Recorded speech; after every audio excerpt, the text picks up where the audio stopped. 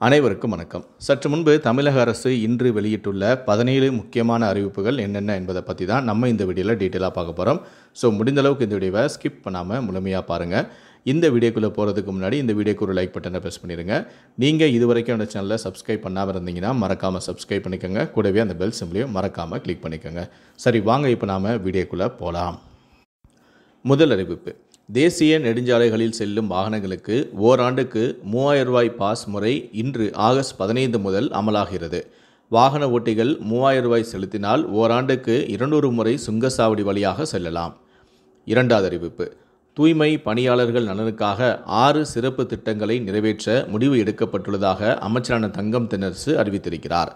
தூய்மை பணியாளர்கள் குப்பைகளை கையாளும் போது ஏற்படும் நோய் பாதிப்புக்கு தனி சிகிச்சை தரப்படும் எனவும், தூய்மை பணியாளர் நலத்திட்டத்திற்கு 10 கோடி ரூபாய் நிதி ஒதுக்கப்பட்டுள்ளது எனவும், தூய்மை பணியாளர்களுக்கு காலை உணவு இலவசமாக வழங்கப்படும் எனவும், நகர்ப்புறங்களில் சொந்த வீடு இல்லாத தூய்மை பணியாளர்களுக்கு 3 ஆண்டுகளில் தூய்மை பணியாளர் நலவாரிய உதவியுடன் 30,000 புதிய குடியிருப்புகள் கட்டி தரப்படும் எனவும், கிராமப்புறங்களில் வசிக்கும் தூய்மை பணியாளர்களுக்கு கலைஞர் கனவு இல்லம் திட்டத்தின் கீழ் வீடு ஒதுக்கீட்டில் முன்னுரிமை வழங்கப்படும் எனவும், தூய்மை பணியாளர்களின் உடல்நலம் காக்க தற்போதுள்ள அரசின் 5 லட்சம் ரூபாய் மருத்துவ காப்பீட்டுடன் மிகை தொகையாக மேலும் 5 லட்சத்திற்கான புதிய திட்டம் கொண்டுவரப்படும் எனவும், தூய்மை பணியாளர் நலவாரிய உறுப்பினர்களின் குடும்பத்தினர் சுயதொழில் தொடங்க 3 லட்சம் ரூபாய் வரை மானியமும் 6% வட்டி மானியமும் வழங்கப்படும் எனவும், தூய்மை பணியாளர் வீட்டு மாணவர்களின் கல்வி நலன் கருதி 7.5% இட ஒதுக்கீட்டின் கீழ் வழங்கப்படும் எனவும், தூய்மை பணியாளர்கள் குடும்பங்களின் எதிர்கால நலனையும் வாழ்வாதாரத்தையும் கருத்தில் கொண்டு பணியின் போது மரணமடையும் தூய்மை பணியாளர்களின் குடும்பத்திற்கு 10 லட்சம் ரூபாய் நிவாரணம் கிடைக்க வழிவகை செய்யப்பட்டுள்ளது எனவும் அவர் தெரிவித்துள்ளார். மூன்றாவது அறிவிப்பு: வங்கக்கடலில் காற்றழுத்த தாழ்வு பகுதி மற்றும் தென்னிந்திய பகுதிகளில் மேல் ஒரு வளிமண்டல கீழக்கு சுழற்சி நிலவுகிறது. இதன் காரணமாக இன்று தமிழகத்தில் ஓரிரு இடங்களிலும், புதுவை மற்றும் காரைக்கால் பகுதிகளிலும் லேசான முதல் மிதமான மழை பெய்யக்கூடும். ஓரிரு இடங்களில் பலத்த தரைக்காற்றானது மணிக்கு 40 முதல் 50 கிலோமீட்டர் வேகத்தில் வீசக்கூடும். நான்காவது அறிவிப்பு: நவம்பர் 1 மற்றும் 2ஆம் தேதிகளில் நடைபெற இருந்த ஆசிரியர் தகுதி தேர்வு வேறு தேதிக்கு மாற்றம் செய்யப்பட்டுள்ளது. நிர்வாக காரணங்களால் நவம்பர் 15 மற்றும் 16ஆம் தேதிகளில் ஆசிரியர் தகுதி தேர்வு நடைபெறும் என தேர்வு வாரியம் அறிவித்துள்ளது.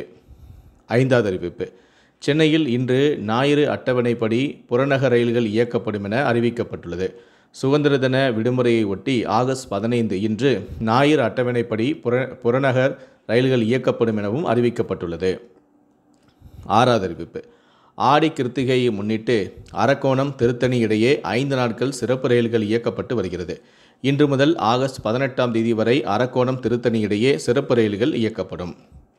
ஏழாவது அறிவிப்பு: அரசு மற்றும் அரசு உதவி பெறும் கல்லூரிகளில் பிஎட் சேர்க்கை பெற்ற மாணவர்கள் சேர்க்கைக்கான ஆணையை இணைய வழியில் பெற்றுக்கொள்ளலாம் என உயர்கல்வித்துறை தெரிவித்துள்ளது.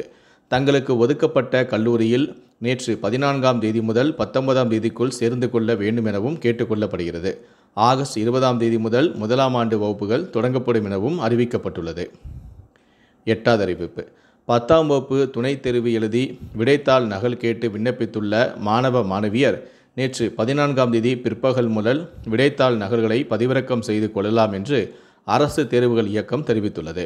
விடைத்தாள் நகல்களை பதிவிறக்கம் செய்த பிறகு மறுகூட்டல் அல்லது மறு மதிப்பீட்டுக்கு விண்ணப்பிக்க விரும்பினால் அதே இணையதளத்தில் விண்ணப்பத்தை பதிவிறக்கம் செய்து கொள்ளலாம் எனவும், பூர்த்தி செய்யப்பட்ட விண்ணப்பங்களை 2 நகல்கள் எடுத்து 18, 19ஆம் தேதிகளில் அந்தந்த மாவட்ட அரசு தேர்வுகள் உதவி இயக்குனர் அலுவலகத்தில் ஒப்படைக்க வேண்டும் எனவும், மறு மதிப்பீடு செய்ய பாடம் ஒன்றுக்கு 505 ரூபாயும், மறு கூட்டல் செய்ய பாடம் ஒன்றுக்கு 205 ரூபாயும் செலுத்த வேண்டும். 9வது அறிவிப்பு: தமிழகம் முழுவதும் அரசு மற்றும் அரசு உதவி பெறும் பள்ளிகளில் மாணவர்களுக்கான கலை திருவிழா போட்டிகள் நவம்பர் 28ஆம் தேதி வரை நடைபெற உள்ளது என பள்ளிக்கல்வித்துறை தெரிவித்துள்ளது. முதல் கட்டமாக பள்ளி அளவிலான போட்டிகள் ஆகஸ்ட் 18ஆம் தேதி வரை நடைபெறும் எனவும், அதைத் தொடர்ந்து குறுவட்ட அளவில் ஆகஸ்ட் 25 முதல் 29ஆம் தேதி வரையும், வட்டார அளவில் ஆகஸ்ட் 13 முதல் 17 வரையும், மாவட்ட அளவில் ஆகஸ்ட் 27 முதல் 31 வரையும், மாநில அளவில் நவம்பர் 24 முதல் 28 வரையும் போட்டிகள் நடைபெறும். மாநில அளவிலான போட்டிகளில் வெற்றி பெறும் மாணவ மாணவிகளுக்கு கலையரசன், கலையரசி விருதுகள் வழங்கப்படும் எனவும், மேலும் தரைவரிசையில் முதன்மை இடம் பெறும் 25 மாணவர்கள் வெளிநாடுகளுக்கு கல்வி சுற்றுலா அழைத்து செல்லப்படுவார்கள் எனவும் இதற்கான வழிகாட்டு நெறிமுறைகளை பின்பற்றி போட்டிகளை சிறப்பாக நடத்தி முடிக்க வேண்டும் எனவும் தெரிவிக்கப்பட்டுள்ளது. 10வது அறிவிப்பு. சுதந்திர தின விடுமுறை உள்ளிட்ட நாட்களில் 1234 சிறப்பு பேருந்துகள் இயக்கப்படும் என அறிவிக்கப்பட்டுள்ளது.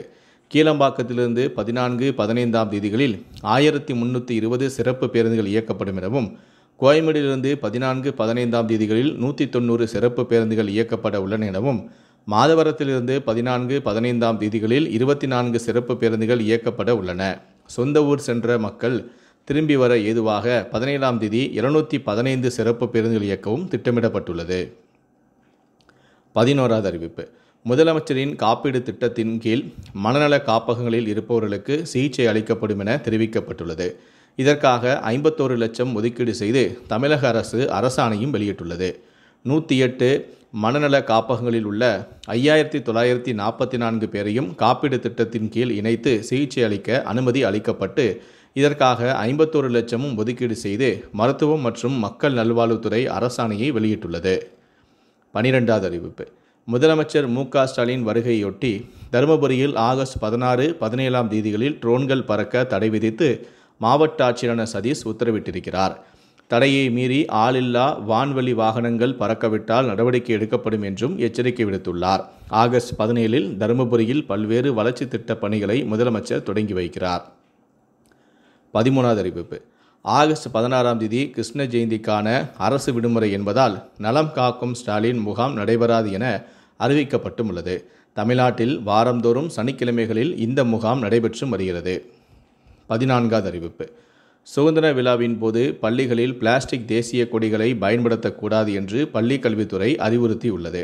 பள்ளி வளாகத்தை வண்ண காகிதங்கள், மலர்களால் அலங்காரம் செய்து தேசிய கொடியை ஏற்றி விழாவை நடத்த வேண்டும் எனவும் கூறியுள்ளது. 15வது அறிவிப்பு.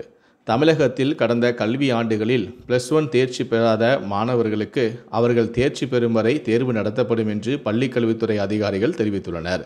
இந்த செய்தி மாணவர்கள் மத்தியில் சற்று அதிர்ச்சியை ஏற்படுத்தி உள்ளது. 16வது அறிவிப்பு. தமிழ்நாட்டிற்கு சர்வதேச முதலீடுகளை ஈர்க்க முதலமைச்சரான மு.க. ஸ்டாலின் செப்டம்பர் முதல் வாரம் வெளிநாடு பயணம். இங்கிலாந்து, ஜெர்மனி ஆகிய நாடுகளுக்கு செல்கிறார். ஆகஸ்ட் 31 தேதி புறப்பட்டு செப்டம்பர் 10 தேதி சென்னை திரும்பும் வகையில் பயண திட்டம் மேற்கொள்ளப்பட்டு வருகிறது. கடைசியாக 17வது அறிவிப்பு. கருணை அடிப்படையில் பணி நியமனம் தொடர்பான விதிகளை திருத்தம் செய்து அரசிதழ் வெளியிடப்பட்டுள்ளது. காலி பணியிடங்களின் அடிப்படையில் 3 ஆண்டுகளுக்குள் பணி வழங்கும் வகையில் திருத்தம் செய்யப்பட்டும் உள்ளது.